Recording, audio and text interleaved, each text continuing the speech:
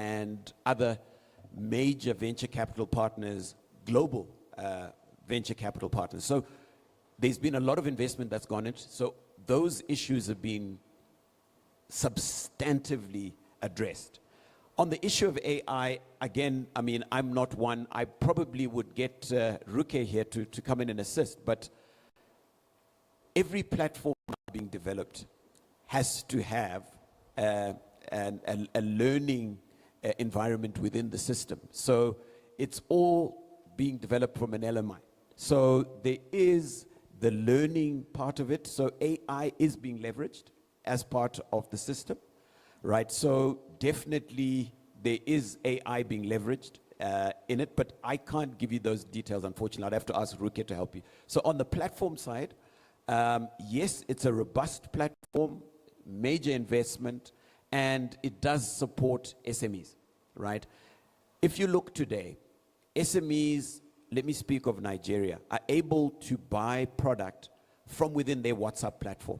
So they're able to access all products available within the platform, buy and pay within a WhatsApp platform. So it's been made to really work for the lowest level of our communities, and it doesn't need any special apps or anything. You can actually operate from within WhatsApp. Thank you kindly, sir. By the power vested upon me as director of the program for today, I'm going to ask that Mr. Ruke, you do justice to that question. Thank you kindly. Please.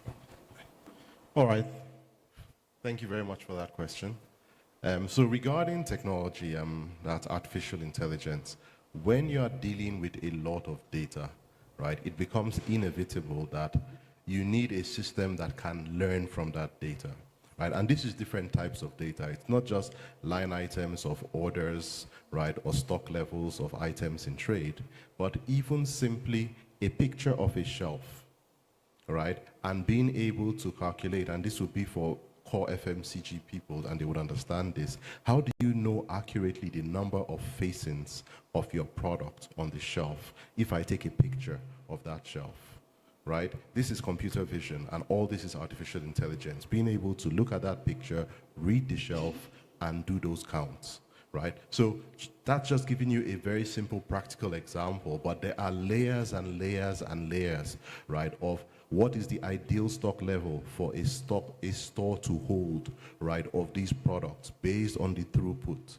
right, and the system learning how to recalibrate those stock levels so that anytime a consumer walks into those stores, right, the consumer would always see products on shelf with the right amount of visibility, right? So there's tons of that, right, built into the system. Thanks.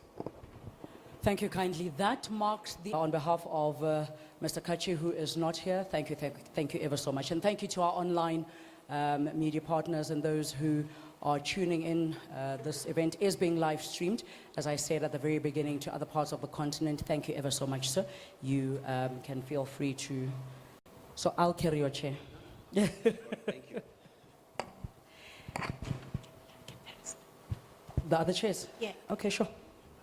So this marks how we come to the end of today's event, the launch of the Africa Trade Engine. Throughout the morning, we've listened to our speakers, we have heard questions, we've heard comments, we've tried to get around exactly what this is. And I take this away more than anything, Prof and Chair.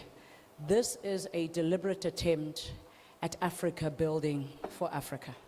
This is a deliberate attempt, well thought throughout, money thrown behind, with the African person in mind. I'm reminded of NEPAD back in the day, African Solutions for African Problems.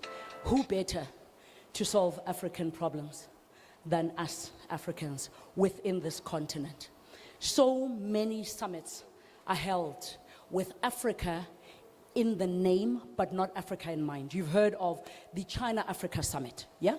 You've heard of the US-Africa Summit, correct? You've heard of the India-Africa Summit. I'm not venting, but have you ever sat and thought, what are these summits about? Who's at the helm of these summits? Why is Africa in it? We are not beggars. The reason these continents go out of their way to put in place budget, to call Africa to the negotiating table is because they know what we've got to offer. I urge you, fellow Africans, may we wake up to who we are. May we wake up to what it is that we have. May we, sitting here, and those joining us in our online communities, can we actually make a concerted effort, not just to change the narrative for the sake of changing the narrative, because we want to rewrite history, but there's so much more that is dark where perception is concerned about the African continent. It's not the continent itself.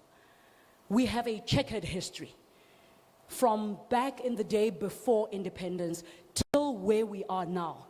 There's a lot of work to be done, but platforms like Africa Trade Engine exist to power Africa's industrial future. It is yet another attempt, a deliberate one.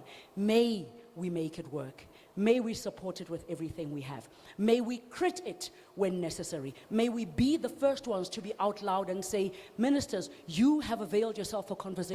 You are not coming to the table. Che, you've said you're open for this and that, and you're not checking out where you said you will. Can we hold each other accountable? But man, can Africa build for Africa? This is not yet another talk shop. Ladies and gentlemen, my name is Khopedi Dilokwe. Thank you for having me as your program director. Thank you to all our dignitaries. Thank you to all our business leaders in the room. Thank you to all our trade partners. Thank you to all the clients. Thank you to members of the media for making time. And I want to believe that this becomes a turning point in how we tell the story of this African continent, not necessarily the dark perspective. Thank you kindly. I'm going to ask that we all take part. So there's a manageable number in this room. There is a tour of the factory that is going to take place. There's PPE available for every single one of us here. It's going to be at the table just behind. So then this means the chairs are back. We're going to have a photo opportunity with the chair, Mr. Molai, and the prof, the architect, who are going to have those photo moments here. We're also going to have Mr. Ngwenya. Please would you be so kind as to join us on stage for the photo opportunity. In the meantime, while we do this, I'm going to ask that those who are going to be doing the